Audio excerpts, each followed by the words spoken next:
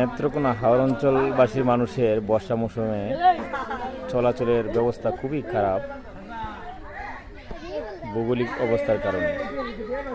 Location Gobindashri গ্রাম, মদন নেত্রকোনা। বর্ষা মৌসুমে ছোট ছোট কালগুলি, এগুলি বাঁশের সাঁকু দিয়ে এখনো পারাপার হতে হয়। এই যে আমাদের এই কালটি গোবিন্দশ্রী গ্রামের উচ্চহাটি সরকার হাটি মাঝামাঝি যে কালটা, এই কালটা দেয়, আজকে বাঁশের সাঁকু দিচ্ছে।